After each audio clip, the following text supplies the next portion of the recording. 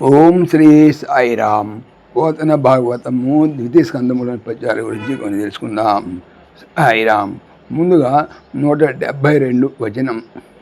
అట్టి శ్రీరామావతారంబు జగత్ పావనంబును అసత్ప్రసాద కారణంబును అయి మృతికెక్కే.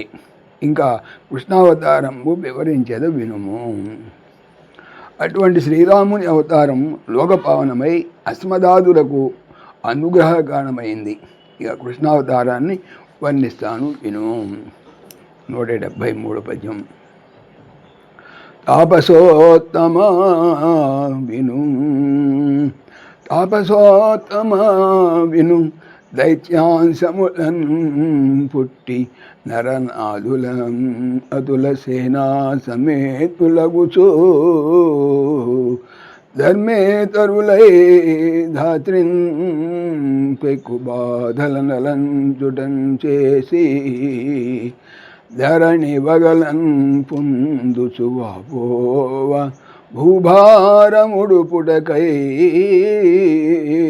హరి పరుడు నారాయణుండు చచరంతన సితాసిత కేశయుగమునన్ బలరామకృష్ణ రూపములన్ తనరి యదుకులంబునలెలమై ఉదయమై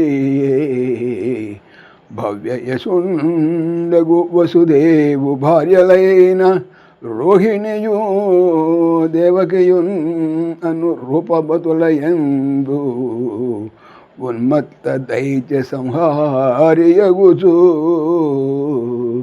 ఉన్మత్త దైత్య సంహారియగుచు తాపస మునులలో ఉత్తముడా విను విను.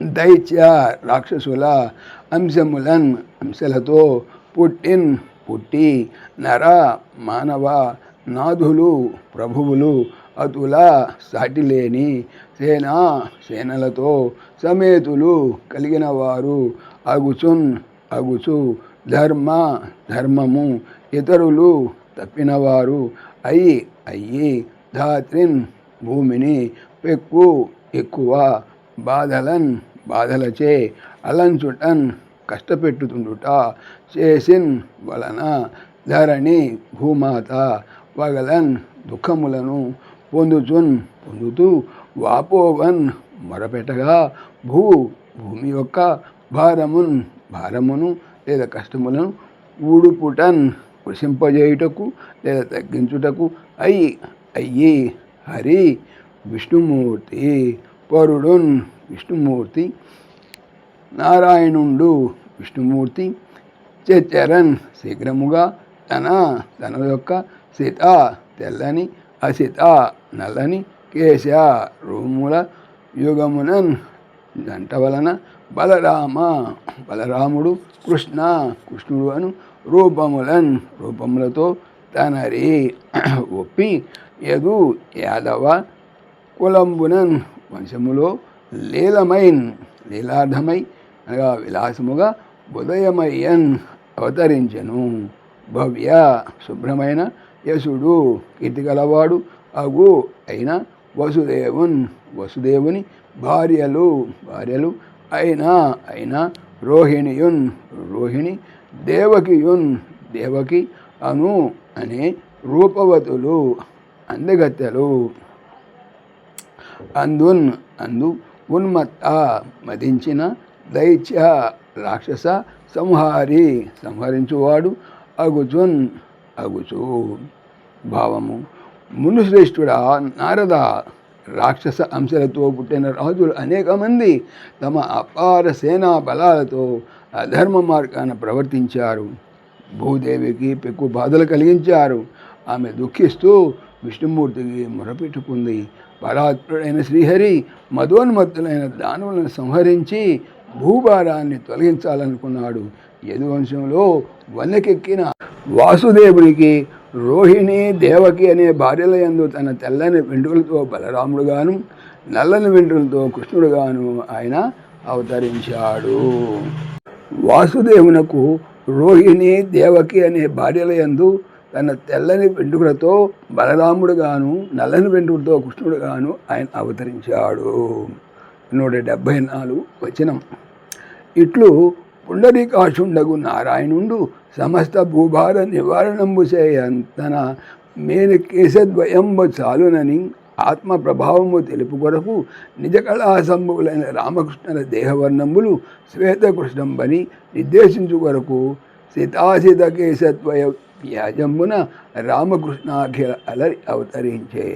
అందు భగవంతుడును సాక్షాత్ విష్ణుండును అయిన కృష్ణుండు జనమార్గవర్తి అయ్యును అది మానుష్య కర్మములు ఆచరించడం చేసి కేవల పరమేశ్వరుండయ్యే. మహాత్ముడు ఆచరించు కార్యములు లెక్కపెట్ట ఎవరికి అలవి కాదు. అయినను నాకు గోచరించినంత ఎరింగించేదా వినుము. భావం. ఈ విధంగా పద్మాక్షుడైన శ్రీమన్నారాయణుడు భూభారమంతా నివారించడానికి తన 2 వెంట్రుకలే చాలనుకున్నాడు. తన ప్రభావం తెలపడానికి తన అంశాలతో పుట్టిన రామకృష్ణ శరీర కాంతులు తెలుపు నలుపులుగా చేశాడు. ధవళము నీలము అయిన 2 వెంట్రుకల నెపంతో రాముడు కృష్ణుడని పేర్లతో అవతరించాడు. వారిలో షడ్గుణైశ్వర్య సంపన్నుడు సాక్షాత్ విష్ణు స్వరూపుడు అయిన కృష్ణుడు ఇతర జనులు నడిచిన మార్గంలో నడిచినను మానవాతీతమైన కార్యాలెన్నో చేశాడు. అందువల్ల పరమేశ్వరుడుగానే ప్రసిద్ధి చెందాడు. ఆ మహనీయుడు నడిచిన కార్యాలు గణించటం ఎవరికీ సాధ్యం కాదు. అయినా నాకు తెలిసినంత వరకు తెలుపుతాను, విను. సాయిరామ్. ఓం దాశరథాయ విద్మహే సీతావల్లభాయ ధీమహి తన్న రామ ప్రచోదయాత్. సర్వం శ్రీ రామార్పణమస్తు. జై శ్రీరామ్, జై శ్రీరామ్. ఆత్మీయులకు మనవి, ఈ ఛానల్తో పాటుగా అనంత మహిమల శ్రీ సత్యసాయి అనే ఛానల్ మరియు లెర్న్ భగవద్గీత లైవ్ గీత అనే భగవద్గీత ఛానల్ను స్వామి నా చేత చేయించున్నారని మనవి చేస్తున్నాను. వీటికి సంబంధించిన లింక్స్ డిస్క్రిప్షన్లో చూడవచ్చు. సాయిరామ్.